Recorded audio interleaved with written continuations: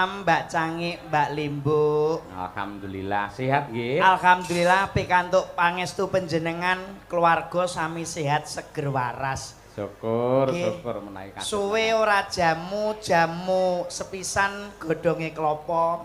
Suwe ora tau ketemu dalu punika saged panggih kalian Mas Cahyo. Alhamdulillah. Luar biasa pada malam hari ini nggih Mas Cahyo. Pripun? Wah niki hari jadi Kabupaten Madiun pun kula damelke pantun, Pak. Syukur. Nggih, kagem warga masyarakat Madiun tuku timun dinggo lalapan buah semangka belinya di Jakarta. Cakep. Selamat hari jadi Kabupaten Madiun yang 458.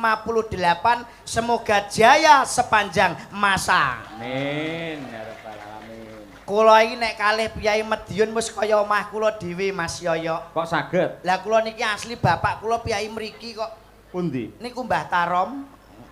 Oh nggih.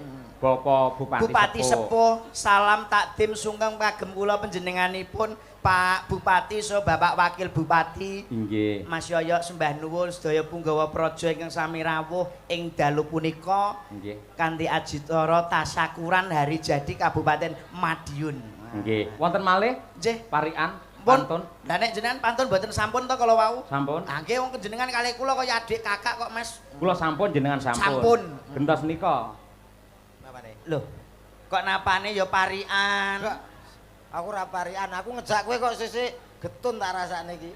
Loh, lah nyapa getun? Ya paling gak ya aku sik sing ngomong. Lah kowe ape ngejak sapa sing Lah iki lho pamflete gambare ya aku, kowe ra enek kowe rene nyapa? Loh, sik. Elingku ki sing kanan ki Mas Yoyo. Lah terus aku Pak Bupati. Lah kok terus moro-moro nek awakmu ki lho. Loh, lah kowe lehmu WA aku piye nyuwun sewu kula ulur siyen nggih Mas. Nggih, padangke dhisik, cetake dhisik. Iki tak jelaske lho Mas. Piye? Iki mumpung urung kelakon lho lek ku nyambut gawe lho. Kowe lehmu WA aku piye? Lah ya aku takon to tanggal 24. Dro tanggal 24 Juli bengi kowe prei. Sapa ngomong? Lah WA-mu piye? Tanggal 24 nang Madiun wayangan aku ora kabar-kabar. Ngono lho, lah kok awakmu terus dandan melu ki. Kuwi lho jendalu Pak Bupati. Sik lah iki Sik kok sik dijelaske iki urung cetha lho kuwi. Pripun? Iki rembuke urung jelas. Lah kula lak ngabari nek teng mriki enten hari jadi. Ah sik, Enten kuwi. wayangan. Ah. sing asta. Lah sing asta Mas Ayo. Yo. Lah. Lah kowe yo ngabari awakmu tok. Lah kok awakmu terus dandan rene? Loh. Lek ngabari piye? Lek WA piye? Lemu WA piye nggonmu WA? Tanggal 24 Juli. wayangan 24 Juli ning alun-alun Madiun Caruban lho ngono. Lah aku gak melok Lah niki jawab siap Mas. Ngono ki. Sing siap apa ki? kadung dandan kok terus anggar aku melu sapa? Lah nek ngono kuwi aku saurunge munggah wis tak pikir, Ndro. Loh, Ngono lho. Lah kowe ya gedene 250 ya tak pikir engko. Iya. Ya aja Pilih sing ngirit-ngirit. dalu. Macange Mbak Yulimbu. Nggih. Namung anu klungsu-klungsu nderek udu. Dedonga. ndonga apa? Dalu punika mugi-mugi masyarakat Madiun sesuai dengan namanya Madiun. Nggih. Madiun saged mandiri, masyarakatipun guyub rukun Allahumma. Amin. Amin. Yen bab guyub rukun ini sedaya sampun ndongakaken. Nggih. Pak Bupati sampun, Pak Wakil sampun, kula nggih sampun. Aku ya wis rampung wae lah tak ndongake ya Mas yo. Mosok ya ming guyub rukun sing nggo modal Bojonegoro tekan Madiun ya ming kuwi tok to Mas. Lah kowe ape takon apa wong aku Pak Bupati ki wis kaya anak dhewe kok. Lho, Pak Bupati karo awakmu kuwi Bapak Hari Wuryanto menika pun nganggep aku ki anak dhewe. Mula kula apal panjenenganipun Bapak Bupati. Kowe takon apa wae lho. kowe omonganmu aja Nyun sewu, kadang-kadang masyarakat mriki malah jenengane dereng apal. Gosek, kula mboten Pak. ngerti malan. Lho, Kula menika serawung kalian Pak Bupati wiwit kula tasik Joko lho. Lho nggih to? Nggih. Tapi rak dereng ngertos to. Dereng ngerti. Panjenenganipun Pak Bupati menika SD-ne teng pundi? Lah kowe Kula saking ngapale wong dianggep anak. kowe iki SD-ne Pak Bupati menika teng Dempelan. Nggih to, leres Pak Pak. nggih? Dempelan Pak. Wah, Nah. tiba ya leres ya Mbak Cangi. Ya bener pancen panjenengan kan piyosan dempelan kono. Lah, niku SMP Mas, SMP 1 Madiun. Nggih leres Pak. Wih kok ya apal kowe Mas. Lah aku kok Tapi nek SMA ora mungkin paham nggih Mbak lah Cangi. ya saking apale ngerti. SMA SMA 1 Madiun.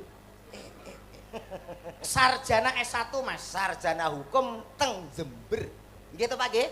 Lah, Kowe kok yo peso Oh, tiba yo. nyolong iki pedal lho iki. wong ditanggap ki ya kudu ngono kuwi lho, Mas. Iya. Ora kok kursukur omong dongakne S2-nipun panjenenganipun Pak Bupati. S2 wonten teng UPN Surabaya veteran. Nggih to Pak nggih?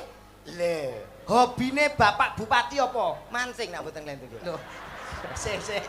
Kowe iki nek iki ra jelas aku nek iki ora percaya. Lah ki nyapo takon Sing hobine mancing iki awakmu. Iki kok Pak Bupati iki selalu dekat dengan rakyat to nggih Mas Yoyo. Leres nggih, Ini selalu keliling nyambangi warga masyarakat. Oh nggih. Ini adalah Bupati Kebanggaan Kabupaten Madiun, Mas. Madiun, betul. Kalau Kabupaten Madiun itu sudah jelas kriterianya 5R. Apa niku? Kudu pinter. Nek panjenenganipun Bapak sampun pinter, cerdas nggih mboten, Mas? Nggih. Bener, Bapak itu selalu bener. Tur bener. Mesti nek wis bener, biasane Bapak iku kober tilik wargane menyempatkan. Sing pungkasan Bapak ora bakal keblinger. Leres mboten, Pak? Oh nggih. Oh. 5R nggih. Pokoknya nek nganggo R itu pasti hebat luar biasa. Nek nganggo? Nganggo R. Asmanipun wis jelas Bapak Hari Wuryanto, R kali. Oh nggih. Pak Purnomo Hadi R juga. kali. Nggih. Mbah Mutarom, R Nggih. kali. Mbak Niken Salindri ada R-nya. R. Selendro ono R. Mbak Kesi Rahayu R. Sik pertanyaane. Iki dalange ora nek R lho iki. Lho, Enten enten jenengan sing Cahya Kuntadi. sanes. Cahya Kuntari. tatu. Oh ngeling-eling jeneng Kowe iki ra jenenge abang le jenengku ora. Kanca-kanca krawitan Madangkara menggunakan R. Apa wae jeneng sing nggunakake R iki mesti wonge kondang hebat. Jenengmu sapa? Komet. Komet. Lah iki elek. Nggih mboten Mas. Oh iya, Ora tanpa bakal R. kondang. Apa geti komer ngono piye? komer. Lah kowe iki kancaku ya ora apal-apal. Aku ya nek R. Mosok Mas. Lho, Supri Komet.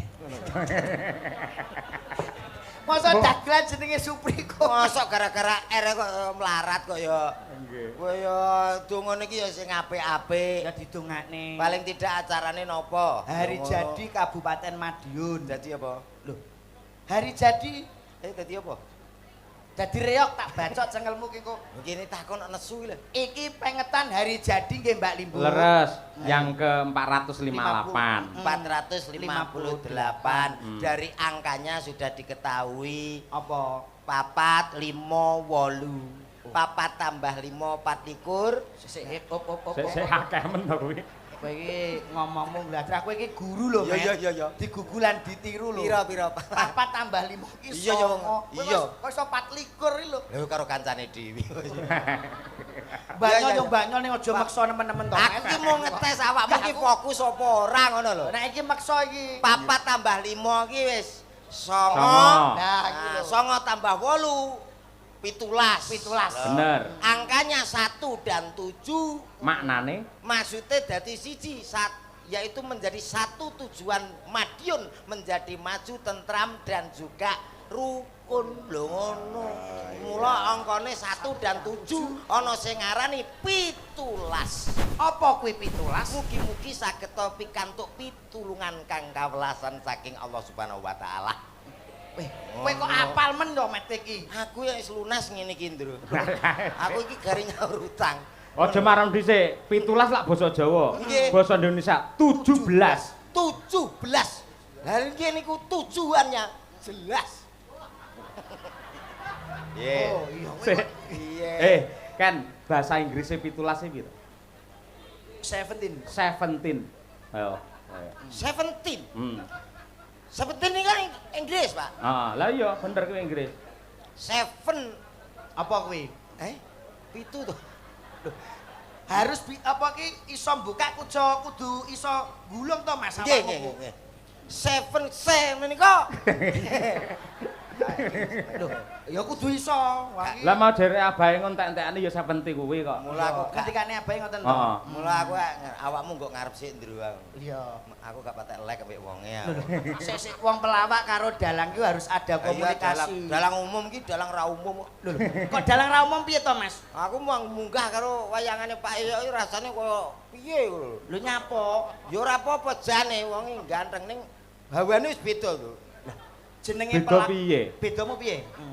Bedamu nggon ndi? Bedanya itu tidak bisa dijelaskan dengan kata-kata, hanya bisa yang merasakan adalah aku dan juga Allah Subhanahu wa taala. Lah niki jenenge pelawak yang tidak berinovasi yo ngeten niki. Inovasi piye? Tidak mempunyai skill dan SDM-mu rendah. Lah, Seorang pelawak naik penuh dengan persiapan, turun dengan penghormatan. Dalang ki wae dagelan ki nek ora nderekke Mas Yoyo ki paling penak lho Mas. Piye? Lho, kowe arep melu sapa? Wayangan melu sapa kowe? Lho, lah bengi iki.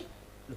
Lah nek ora nek Mas Yoyo panjenenganipun sing asta, ora nek wayang, ora nek dalange. Lho, lah bengi iki mau anggap kene tok sing wayangan. Lah ngendi? Duka. Lho, Sik to. tak kira kok lek job nganti double, balekke ngendi ngono. Kowe iki aja nyepelekke dalang ya, Mas. Nyapa? Dalang ki tanggung jawabe abot, tanggung jawabe berat. Lah, Cara terangno. numpak bis iki nyuwun sewu lho Mas Komet. Cara numpak kendaraan bis panjenenganipun iki kaya supir kanca-kanca yoga awake dhewe iki penumpange ana minggo elek apike kuwi gumantung dalang. Aku berarti Penumpang. yoga-yoga. Iki padha karo penumpang. Sinden. Penumpang. Penting di. Penting sopire. Yo ora yo penting penumpang. Kok iso? Lah nek supir nek kendaraan nek penumpang hasilnya kondi. Lah yo penyupir ngalor ngidul nek penumpang ngono. Oh, Terangno penting. ndro piye kuwi karepe kuwi. Penting iya lho penumpang. Mulane kanca yo mbok pegat iku apa. Sik omong angel ora karuan iki yo. Anane tak pegati modho. Golek sing murah. Payakan kok sing gelem Omongan. bakal aku tok ya ora. Iya. Maksudnya iki ngene ya Mas. Nyapa? Nyuwun sewu tanggung jawabe seorang dalang itu berat. Mas. Ngerti. Kudu iso nguripke pagelaran. Kok kowe nyepelekke dalang aku sing ora nrimake. Dalang abot. Abot. Lah kowe apa tau ngerti dalang teko kok nggo tebok dhewe. Dalang enteng gari teko terus oh ngono tek ya. Sik, rene Met, rene sik. Ah, megah. Aku gak Rene. melu ki. Wis, Kowe. kula wis mati uripem bengi ki kowe. Lah, wis Aku tau didoni dalang Kowe kok nyepelekke dalang. Pripun? Lah pancen debok iki dalang endi to sing gawa dhewe ngangkat dhewe lak ora ana. Sing dikarepne slendro abot kuwi gaweane. Nuwun sewu. Nggih. Aku ki sewengi utuh, sampean lak gur limbukan utawa bar kuwi gara-gara tok. Nggih. Aku kuwi wit jam 09.00 nganti menjelang subuh. Kuwi cerita terus, pikirane mubeng, mripat nyawang, lambe omong, tangan serakatan, sikil njejeg keprak, ngempet nguyuh. Sik lah jenengan cerita ngoten lah napa niki meneng ae napa niki mboten mikir mboten melek suwengi. Loh. Iki nggih melek. Iki yang kepepet, nguyuh entuk, pengrawit entuk, Lah dalang jenengan mbok titip. Ngono ora kreatif. Apa nanti Muyo titip aku lho. Ora kan iso to. cara ngendi yo dititipne lho. Lah napa diselang. kowe ngawur lambemu lambocok. Diselang tak turuni ning kowe ya. Kowe aja Napa? ngawur lho Mas. Napa? Mas Yoyo iki sampun haji lho. Kowe nek disedake bakal njaluk apa kelakon kowe. Aja ngawur gak trimo aku. Dalang mbok sepelekke kowe nek ora enek wayang ora enek dalang arep melu sapa? Lho, baru ngono Mas. Lho. Tapi setidaknya kowe iki kudu bangga. Mas Yoyo iki panjenenganipun dalu punika ngagem busana Jawa. Ngene lho, aku ki anane ngomong ngono iki kudu justru kuwi hati-hati saiki dalang kudu hati-hati. Lah ngopo? Era tahun 2026 ini masalahnya sudah mulai wayang bisa jalan tanpa dalang. Mula hati-hati, Pak.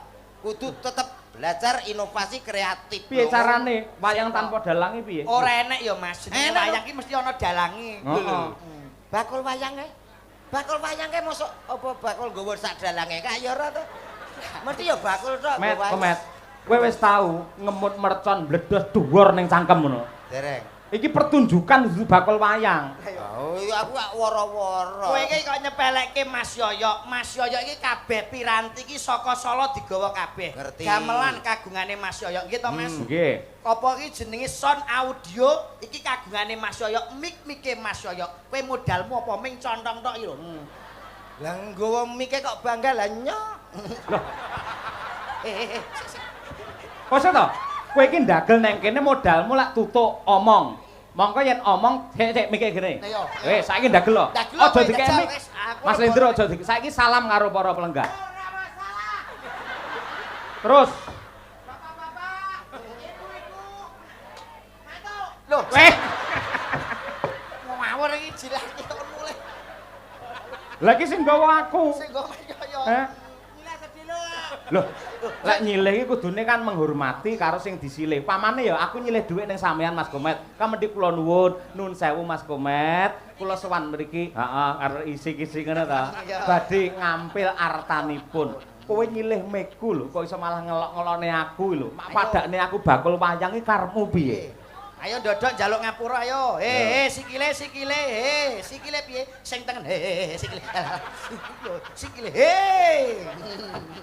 Aku nggo sikil aja nyilih miku. Hei. Iki mikir Mas ya sikile. Sikile. Halah, sikilmu iku lho. Maksude sing ngarep sing ndi sing ngarep?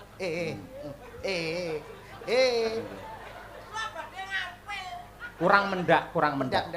Mendak. Kurang mendak. Mendak meneh. Nah.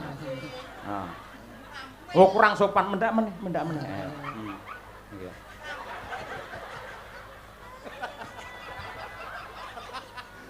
Iki jane dagelan apa ula. Aja nyepelke. Piye ngambil sing apik? Ayo. Nyambut mikipun, Pak. Nah, ya. Tahu bulat. Bareng disilih nyepeleke to. Nggih, matur guyon apa, Pak? Sik ngene, dalem Mas sewu Mas Lindro kali Cak Komet. Nggih. Gandeng Bapak Bupati menika lek piyayi budaya. Nggih. Mesti rena ing penggalih lan kula kali panjenengan mewakili warga masyarakat Kabupaten Madiun untuk menghibur dumateng para lenggah sedaya nyuwun kanthi sanget Bapak Hariwur syukur menawi kalian Bapak Wakil Bupati tindak wonten ing pepanggungan. Para lenggah setuju nggih para penonton? Nah, setuju. Suara rakyat adalah suara Tuhan iki. Nah, katur dumateng Bapak Bupati kalian Wakil Bupati. Monggo katuran jengkar saking palenggan tumuju wonten ing. Rungokke Mas saya lek ngendika iki lho kesusu. Lenyarke. Nggih. Zaman modern saiki iki. Aja ngono kuwi wis lumrah. Kalah apik sampean karo Pak Gayeng. Cara modern iki piye carane? Cara dangdut met dangdut. Nah, dangdut itu gaweanku apa? Iso lah. Aku biyen rung nang wayange dangdut. Bagian apa, Met? Kerek panggung iki. Yo. Spesial dalam rangka Hari Jadi Madiun Toh. Kita sambut salah satu nomor satunya Madiun. Ada siapa dia? Yo, loh Pak Bupati kan yo. Kok iyo iki lho, mbok kira biduan apa piye? Lah jare dangdut lan kulino artis kita yo. Dangdut yo dangdut tapi muku kakean lemu guyu kuwi. Oh. Yo Mas yo. Nggih. Kakean niku. Siti ae. Baik saudaraku semuanya, Lah ngono lho. tak panggilin salah satu nomor satunya Madiun Toh. Ada siapa dia? Hah. Jare kon sithik. Lah sithik iku yo kesithiken niku sedengan ngono lho Mas. Mari kita yo. Aja yo. Ngapunten lho Pak Bupati. Mohon izin Pak niki. Mboten golek dhuwit Pak. Iya. Yo dhuwit sapa kok golek dhuwit? Ya engko menawa kowe. Ayo. Yo. Nggo Pak. Nggih. Wis Lindro Mas coba ya. Ciri khas Piyai Madiun ya, panas-panas mlaku, engko nembang bareng kalian sedaya para warga masyarakat sing rawuh mriki. Ya. Monggo kula nyuwun kanthi sanget Bapak Bupati lan Bapak Wakil Bupati tindak wonten ing pepanggungan. Ya, panas-panas mlaku. Dados.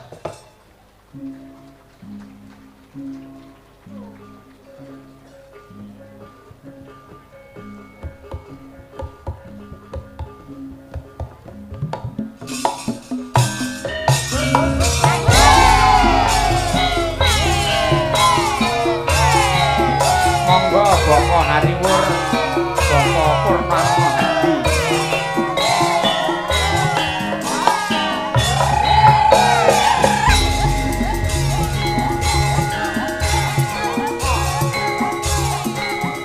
Monggo para penonton nembang sareng-sareng untuk hari jadi kabupaten kita yang tercinta. Ayo.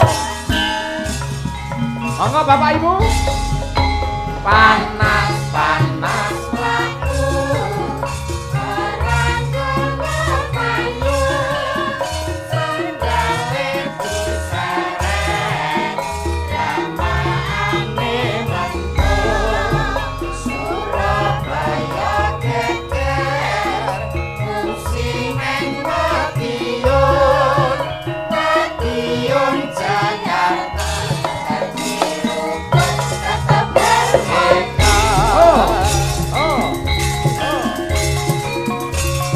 panas ya mlaku ya, Mas. Ya, Dik. Penting guyub rukun.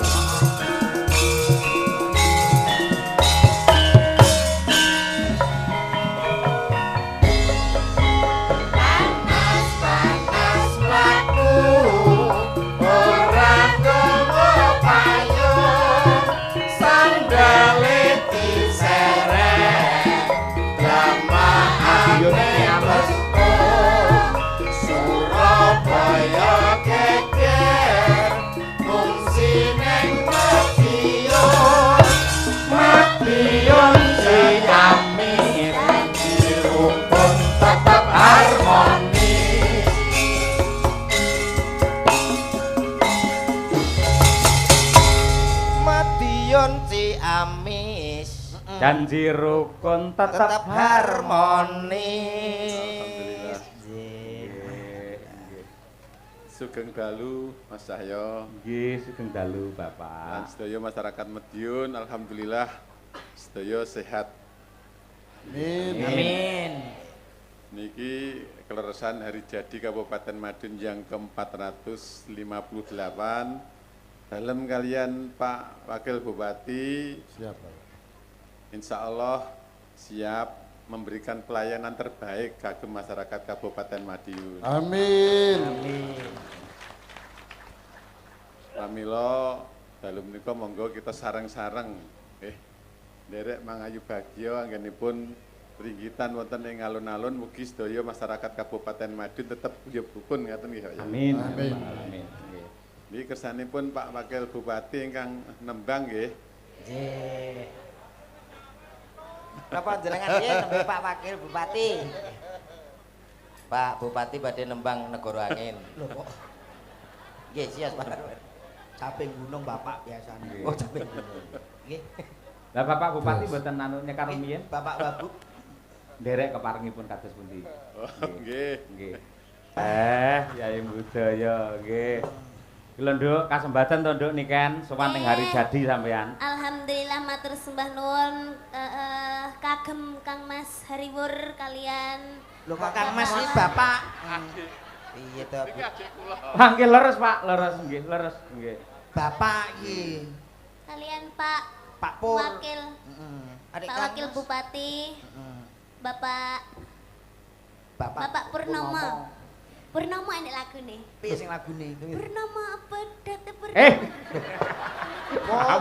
to kae? Kae beda kae Lamongan. Kae tukang nambani ya padha karo bapak iki. Iya. Oh, Pak Beliau itu juga baik. Baik. Nambani kayak sampean-sampean Koyo kowe kuwi. iki. Pak Pur ya padha wae, Pak bapak iki ya Purnomo nambani. niki ngoten. Nambani Nambani para masyarakat yang ada di Madiun Madiun. dan sekitarnya. Nambani kaya sapa? Sampean-sampean kuwi. Lah kok rumari ya? Loh, Pak Pur sing Lamongan kae kan Sampean-sampean kuwi berarti sampean ora mek sitok berarti. Sampean-sampean. Lho, Bodo kendengi lho.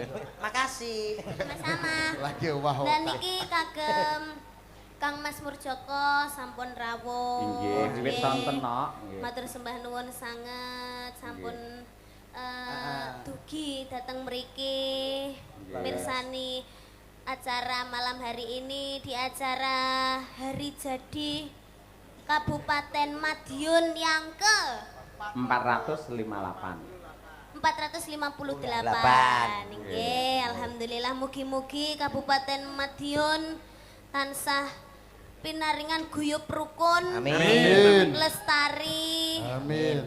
Terus apa malih nggih, Pak? Ya Diberkahan dening Gusti Allah. Amin. Petanine muga-muga tandurane dadi tikuse ndang minggat. Minggat.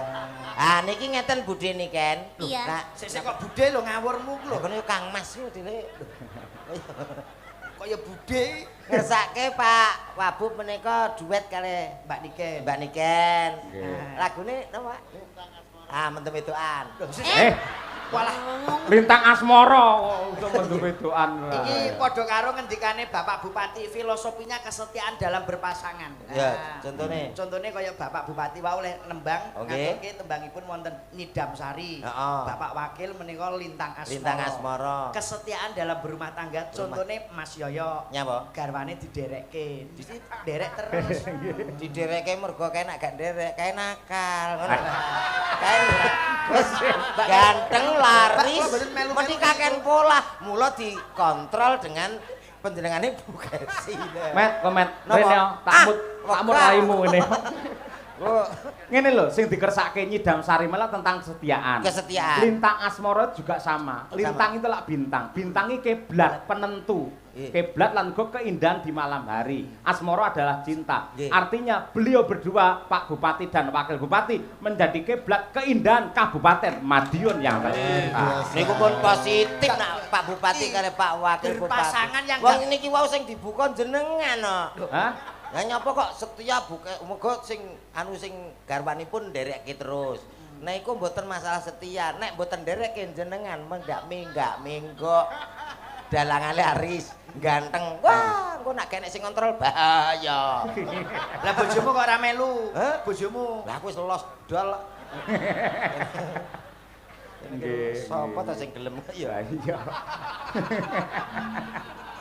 Nggih. Ayo jujur ta iki. Enggak Pak, Monggo Lintang Pak Asmara. Purnomo. Wah. Monggo, nggih. Mas. Kuwi lho kan disiapke arep duet karo jenengane sepatune putih anyar iki Pak Wakil Bupati. Oh nggih nggih Pak. Nggih, nggih. Wau mbisiki kula kleru karo weke bojoku Pak. Lah komet nggih ngoten kok Piye? Sepatune anyar niki warnane ireng niki Pak. Anjen kulite Dik. Oh kulit. Lah kowe ora ngoroh komet saiki jog dadi dagelan kondang ki sikile ditato bunder kene ya met kene ya.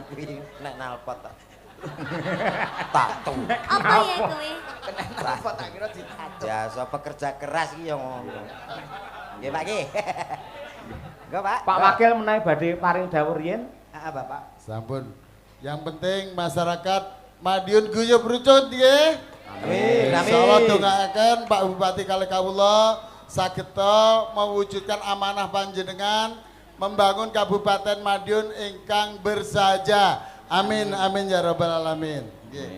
Nggih. Cekap Mas Jaya. Ngapunten namung gamelan mboten enten musike nggih Pak. Mboten napa-napa. Oke, Lintang Asmara kagem panjenengan semuanya. Yuk. Yuk, dados, yuk.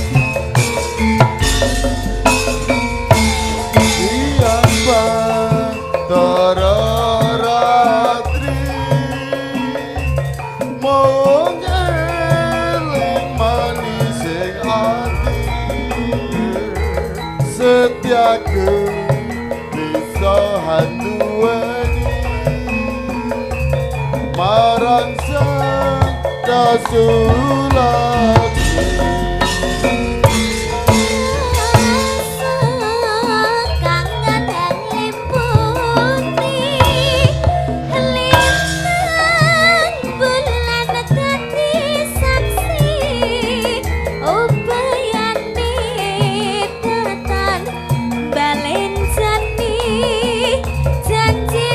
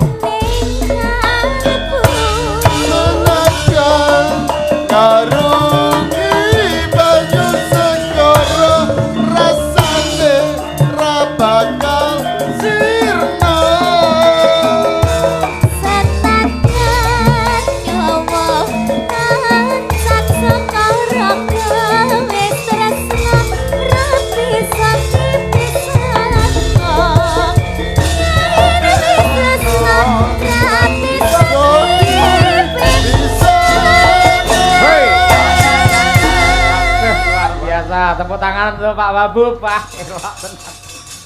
Nggih. Kasmatan. Nggih, sembah nuwun Bapak Bupati. Nggih. Nggih, matur sembah nuwun Kang Mas. Sembah nuwun Pak Wabub, Bapak. Pak Pur, Pak Bupati, sembah kasuwun sehat selalu ya Mas Komet. Heeh. Dalem Pak Wabub. Napa niki? Mboten jenengan swantenipun sae ngoten dadak maringi. Pak niki napa to Pak? Kula malah ewoh Pak. Met aku ora bayar gak apa-apa Met, wis ditomboki karo Pak Wabub. Nggih. Ngene. Hae Koordinator iki. Lah yo ilang nek iki. Awakmu ndi ya wis entuk ora? Apa? Enggak. Gak. Lho kok enggak itu gimana sih? Masalah iki aku lagi bangun mau sholat lah nak menawa awakmu ape sedekah. Sik. Jalan. Kok sik to? Pripun? Iki mong sing nembang sinten? Pak Pak Wabu. Pur, Karo? Kali Mbak Niken. Ah, sing maringi arta sinten? Pak Wakil Pak Bupati. Wakil gandeng Pak Wakil nembangi karo Niken iki apike amplope nggih Niken apa nggih sampean? Tadi Pak Wakil bilang gini Pak, Pripun? kalau nanti ini didum ya, tapi yang di bahasa Inggris kok apa bahasa Indonesia kok didum lho. Dibagi. ini nanti didum sama pengrawit sama sinden, tapi yang dibawa sama Komet buat panjenengan Mbak, gitu katanya. Berarti sing tak gawe iki nggo sampean. Iya katanya gitu. Lah iya tak gawakno. Iya makanya. Loh, Kok raimu elek ngono? padha rambadroke ta. Diomong ya. Angger enek-enekan iki aku. Selamat malam, Dik. Sik to. Ora entuk akhire sampean. Dek, mboten. Nyanyi ora. Nah, iki Mas Yoyo lho jelas. Nyanyi. Sabar, Met. Saestu. Tulung gandeng bendarane Bu Kesi, tulung kekno Bu Kesi. Oh, gitu. Ora apa-apa, Met. Innallaha ma'asobirin, wong sabar kuwi Kekasih Gusti. Tapi Innallaha kasihan. ma'asobirin, wong sabar kuwi Sesuk ya didak-idak kancane kaya. Tapi kasihan kamu tadi nggak dapat, Ndak sama sekali. sama sekali. Ya ini ada 2 sih. Ya wis berarti sampean satu, saya satu. Enggak. Lah lho. lah sapa? Kamu itu bilang sendiri, minta sendiri. Gak aku ning kene lho. Ojo, bangun sini masuk njaluk dhewe. Iki tenang, iki malah iki nyoh. Engko kono neh. Ora. Ora Enak. jelas nek iku. Enak kan? Nah, nggih. Dibuka sik, Matur dihitung suwun. aja kurang. Matur nuwun, Pak nggih. Ya, dibuka Suwun, sik. Met. Oh, Iki ndak nyuwun ndak sewu. dadi fitnah, ayo. Iki nek ora dalang sing idolane jenengan iki ora mungkin. Sabar, Met. Wis. Nggih. Jelas iki. Sembah nuwun. Kok aku separohe ndak apa-apa, Met. 150 gak apa-apa. Lah, ikhlas aku. 150 untukmu. Iki lho. Ora ana apa-apa. Piye? Lho, jenengan nak badhe buah napa? Maksudnya iseni. Iseni Mas Yoyo ya butuh ngono lho. Tak gawa ya ta? Nah, Met, Sapa? milih di kiri apa kanan? Oh, bedhekan Met. Nah. Sing nyekeli mik mbok aku ae timbang doko kono ya, Met. Ayo kok ngegron lho wi. Ngegron iku nyapa? Kok ngegron? Mosok ra kok ya. Ya wis gawakno. Slendro kene. Oh ya, kene. Engko enek bagiane dhewe. Oh ya, siap. Nah, Nah, milih. kok bedheken? Kiri apa kanan? Kanan. Lah lucune ndi iki? Iki yang ngene. Oh, iya. Kleru milihmu berarti. Milihmu kleru. Milih neh. Milih mau enggak milih neh? Ya milih neh. Nah. Kananmu keliru kok. Ayo, milih neh. Iki nek gak mbani kan gak mungkin awakmu di paringi. Kiri. Ya.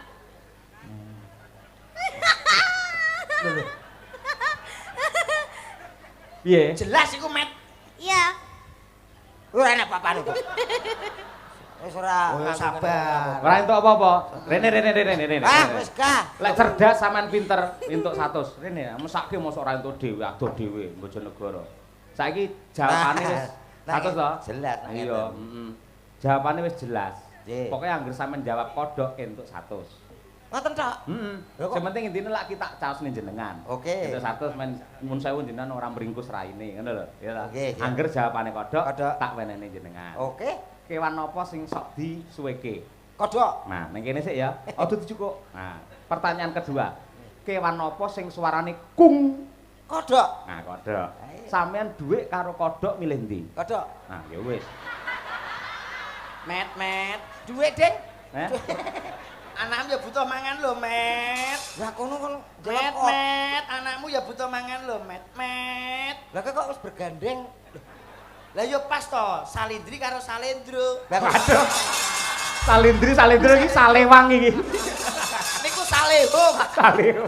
Salindri Saleho. Iki wis takdire karo Allah Taala, Met. Sing lanang yo dasare sing wedok yo ayu, sing lanang gagah dhuwur, Met. Oh, alah. Iya iso gagah dhuwur piye maksudnya? Kok sakmono kok gagah dhuwur. Jane iki gedene sak petelot. Aku iki rumangsaku dagelan paling iki rasane pelek nyuwun sewu Mas Yoyo iki tak Mbak Niken mohon izin. Upama ning donya iki ora enek sapa-sapa eneke wong lanang ming loro tok Komet karo Slendro. Sing mbok pilih ndi? Kowe milih piye? Oh milih bunuh diri to mesti Dik.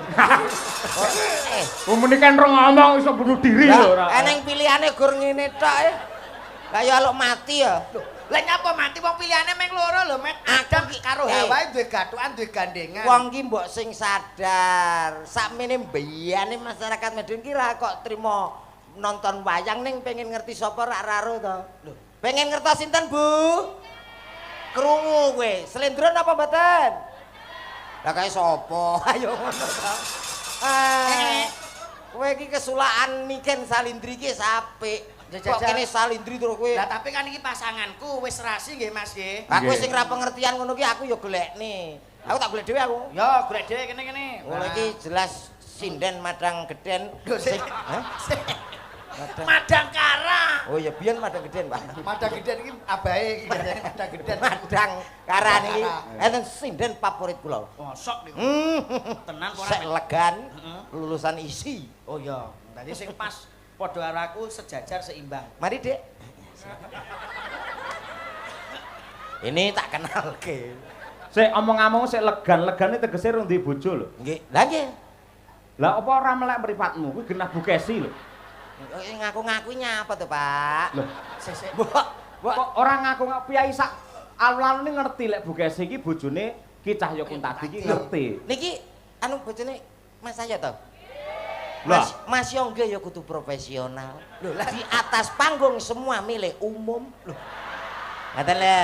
Lah saiki tekoke nyuwun dawuh karo Mbak Kesi yakin apa ora jajal men? Lah, yakin mboten napa-napa nggih? Nggih. Kok kono gek apa ki ngaku-ngaku ya.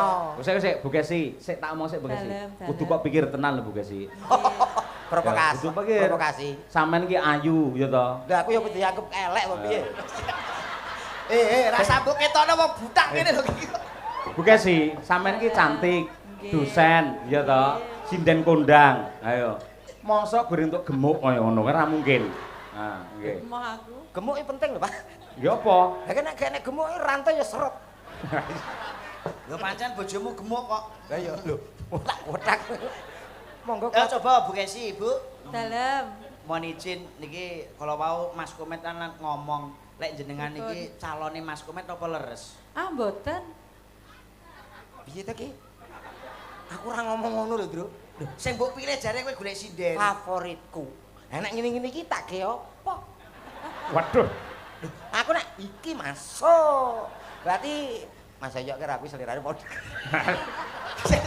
Padha apa nyuwun sewu lho Mas Yoyo. Kula iki nek tenggene Mas Komet niku isin, Pak. Apa? Nek kudune piyambake rak cilik kaya kula niki bojone paling gak nggih awake rada cilik. Niki bojone niku awake niki bobote 130 kilo. Nek arep mlebu lawange miring, Pak niki. Aku iki mau ngono ya apa gelo belas. Loh, orang itu mempunyai kriteria. Lah kriteria favoritku ya wis ngono-ngono ku. Mbok ya dikon olahraga. Kaya Mbak Niken iki awake tanggoku lagi 3 dina wae iki lho. Kelangan bojo. Lho, lah kok iso iki? Gara-gara langsing kuru. Dijak buah. Jak nedamanter ke Elmek buyanter lebat. Teko mah ganti cahe. Sik jare bojomu tahu kok kon lari-lari kae. Kan kon lari piye bojomu kene. Lah tiang-tiang ini paling goes di pirang kilo. Lari iki. Lari bojoku gak terima kelon, Pak.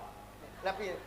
Wis rong sasi. Loh, Kok rong sasi lari rong sasi lho. Kayak digawa wong, Met. Gak kayak maraton kayak sumpah. Kayak digawa wong. Lho kowe kok roh kok meneng ae? Terus takon, "Yo, Aku tak ayem-ayem dhewe. kon olahraga sesuai program pemerintah ibu-ibu PKK iki senam nggih Mbak Niken. Mbak Niken senam toh? Iya. Lah senam Pilates. Fitness. Pilates. Nek bojoku kayak fitness. Awake fit atine ngenes. Dadi aku nek buahne sikon nggo nguri ya, gak melu ngono. Nek iso bojo pegaten emet wis elek bojomu iki. Iki piye bocah kok? Elek bojomu kula isin Pak kanca niki. Dosa wae. Bojomu pegaten ae nek aku. Kok pegaten kita waplok pisan wae. Iki guyon ya guyon dirungane para panggawa. Lu tenan lho. Waduh. Sapa? Aku yang mau apa to jare? Dirungane sapa? Para panggawa. Wis pegaten ae. Kliru sithik. Ora cocok karo kanggo kowe iki ya. Nyapa? Kula isin lho Mas Yoyo. Lah kok kula wingi kan tanggapan ke Nganjuk mampir ge Mas Komet hobine mancing dereng dugi. Mancing Pak kula. Bojone enek. Nggih, andukan ngeten iki to. Andukan sementen kali sementen. Lah kok kurang anduke to? Kayak apa anduk? Apa kae? Terpal no. Gak cukup nek trimo anduk ra. Isin aku terus tak kandhani. Mbak, Mas Komet nek di sampean kok gak isin, gak wirang karo aku to. Wirang napa Mas ora apa-apa Mas Komet gak enek. Oh, mbok yo ngono kuwi saru kang kula ngoten. Saru piye? Jajal aku ndelok. Mas Komet sing wedok muni ngene. Kene 2 juta. Tak bayar 2 juta, Met. Niki lho, Mbak. Lah kok langsung beyak ngene to, Met. Kaya dirembeti tekek, Met. Ya mau masalah bojo sing apik lho kowe. Tenan pegaten. Lah bojoku buka ngono kok trimo rega 2 juta. Lho. Waduh, berarti kira ruwen-rena kowe. Pegaten ae ora apik kae bojomu. Wis ora becik kanggo kowe ku. Tapi ora masalah. Kaya tega lho karo kanca kuwi lho. Lah kula mboten njaluk sing nari sing wedok dhewe niku. Lah kok ora masalah piye Cak Komet iki? Lah kowe jane karo kanca perhitungan lah bareng karo bojoku 2 juta kok langsung mbok weni. Lah kowe tanggapan karo aku kurang 2 juta campur sari ndebokang nganti sak iki ra diwenehi kok.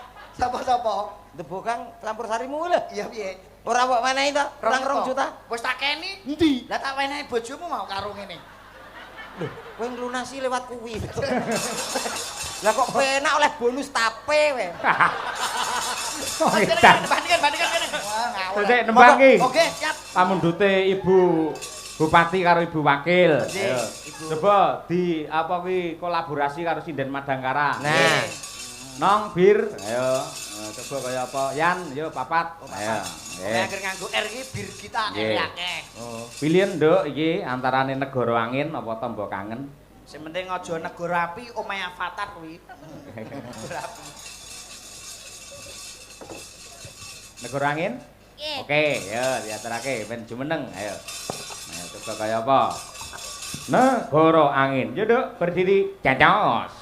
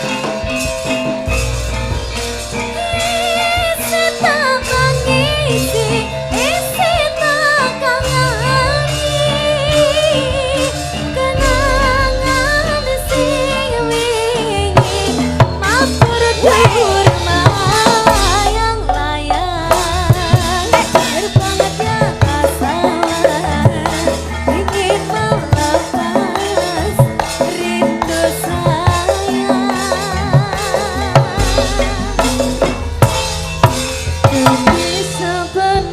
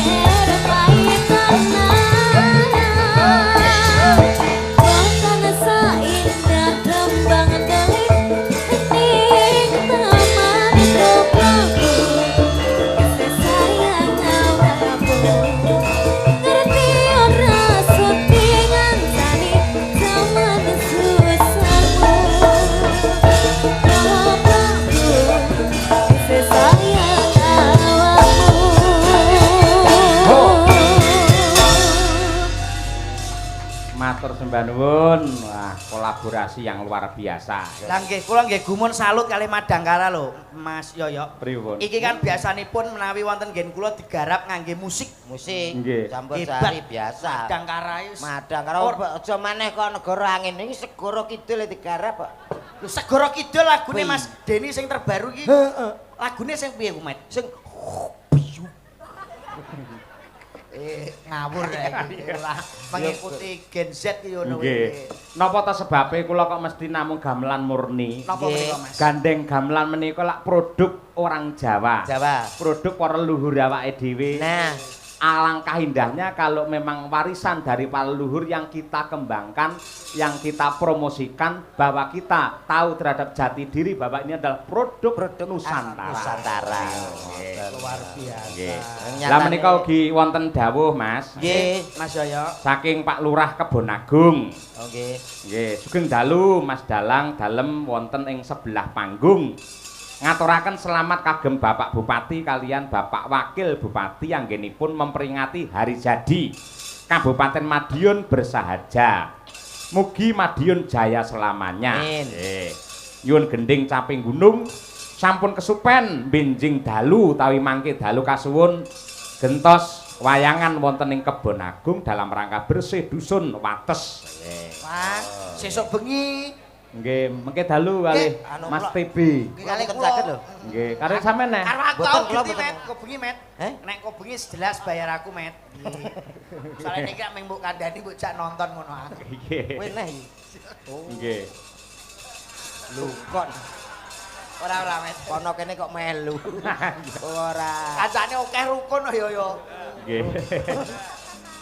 Ugi menika saking Mas Bayu Ndermo. Pak Dalang salam hormat kepada Bapak Bupati dan Bapak Wakil Bupati. Kami mengucapkan selamat hari jadi Madiun tercinta yang ke-458. Semoga semakin hebat, harmonis dan bersahaja. Amin amin matur Dari nuwun, Ketua matur nuwun. Karang Taruna Kabupaten Madiun Mas Bayu Waji. Nggih, menika ugi dipun lenggahi kalian para senior seniwati ing Madiun. Oh nggih. Menika Ibu Endang Sulastri. Ya. Nggih, Bendang. Bu Endang menika Oh, lenggah. nggih, Nggih kalian Bu Mas Adit nggih. Wau wonten Mas Naryo wonten Mbak Uun sing mandegani para panembromo sonten wau. Oh nggih. Mangke wonten goro-goro tetep bersama Mbak Niken Salindri malih. Oke. Menika kalau tak leren sawetawis tak mbacet nih gelaring cerita nggih Mas. Monggo Siap. nderekaken menika Mas Matur Yoyo. nuwun ingkang kathah. Ya Nduk, monggo. Rerakit mbacutke gelare sanggit yo tak derekake.